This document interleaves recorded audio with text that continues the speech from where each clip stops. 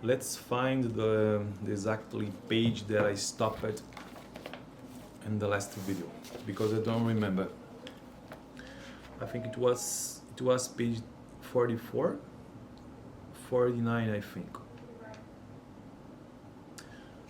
Let's start the reading here, because the objective here, or the goal here, is just to trying to reading something in English. I think it's my main objective here. Page number 49, and so it's here is the chapter 4, and the title of this chapter, it's about a methodical history of language teaching. And so we have here 1, 2, 4, 5, 1, 2, 3, 4, 5 paragraphs. Let's start. First, they specified the necessary elements of language teaching designs that had heretofore been left somewhat vague. Their schematic representation of method. For me, it's difficult to the pronunciation of in English. I don't know. I think it's difficult for everybody in Brazil. Their schematic representation of method reveals 6 important features of designers: objectives, syllables, criteria for selection and organization of linguistic and subject matter content, activities, learners and roles, teachers' roles, and the role of instructional materials. The latter 3 features have occupied a significant proportion of our collective attention in the profession for the last decade or so. Already in this book, you may have noted how, for example, learn roles, styles, individual preferences for a group of individual learning, student input in determining curricular content are important consideration in your teaching. I think it's enough for today, just 1 paragraph, because I think it's going to be very I have to read other text in another languages, and so in English I think it's enough.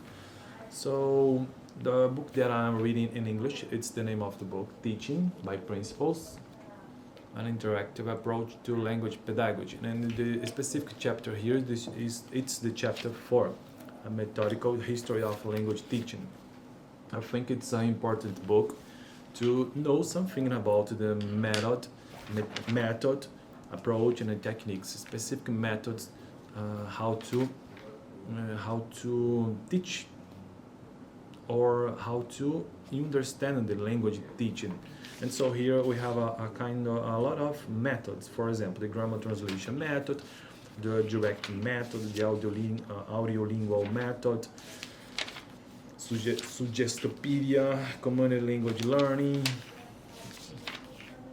the total physical response, the natural approach, and another methods here. So, okay, I think it's enough. If you want to know something in English, because for me here, my main language that I want to learn, it's English, and so you can use the skills for do this kind of objective. For example, you can reading something in English, you can listening something in English, you can writing something in English, or you can speaking something in English. I think it's very difficult to speak in English, and so when I record this video, I just want to try to do it, because I can do it while I'm reading. So if I try to reading something in English, I think it's good to say something in English. And so now let's try to reading something in Italian too. The book that I have used here, Parliamo la nostra lingua, it's the name of the book. It's an old book about grammar in Italian. And so here I am on the page. We are on the page 6. Let's reading something in Italian in page number 6. The page number 6 it's a part of the chapter 1, the chapter or the first chapter. This chapter is about la grammatica e le sue parti. Morfologia. Copianote canto suonamo da consenza sub sento, copo il fiume li rimormora da suo gorgo sonolento. Giuseppe Carducci. Le parole cupo, che risaltano i versi riportati ripresentano la finale diversa. Io, secondo che sono riferite a canti o a fiume. Tale mutamento non è arbitrario, ma segue delle precise norme che riguardano la forma delle varie parti del discorso, in questo caso l'aggettivo. So, okay, here we just read something about morphology. Morphology is a part of linguistics that study the word. They study I don't know how can I say this in English, but we study the more famous. And so here in Italian we have la parte della grammatica che regola la forma dei diversi elementi contenuti nel discorso si chiama morfologia or morphologia. I don't know how can I say exactly this word in Italian, the sound of G. La parte della grammatica che regola la forma dei diversi elementi contenuti nel discorso si chiama morfologia. So I think it's enough in Italian, just reading some text. I think it's good. Let's see, let's remember this. My objective here is just to improve the English, just in English. But I think it's a good idea to use or try to reading something in another languages, because it's a kind of a strategy to unlock my ability to say something in English. Because when I'm reading something in English or try to speak in something in English, my mind trying to remember that I have to do this in Italian too, or Spanish or German. And so it's not important to me to know Spanish or Italian or German because I don't use this. I don't use it. It's not important to me. But in my mind, I think it's good because, okay, English is difficult, but German or Italian or Spanish is much more difficult. It's my strategy here.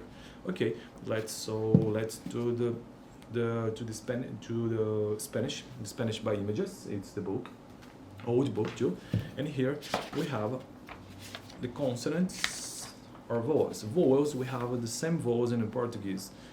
A, E, I, O, U, A, like a, como em sala. I have to say this in Portuguese. A, like a, como em sala, E, como em festa, I, como em vinil, ou como em adote, nesse caso que seria adote, né? Outono. E U como em lua. Lua. Tá, então, em espanhol, nós temos, então, 5 vogais que são iguais à do português.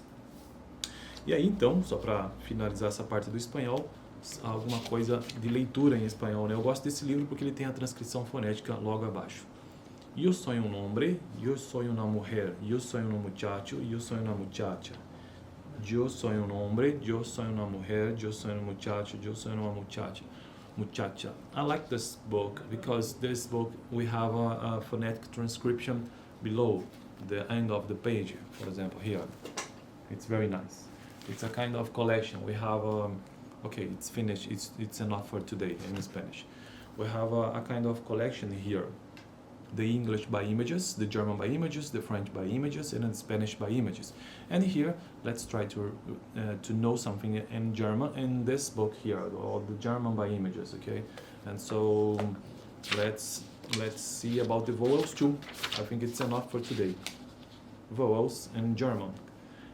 It's unbelievable, but in German we have a lot of vowels. We have 21 vowels. 21, more than 20. It's incredible. I don't know. Let's see just the first vowel, okay?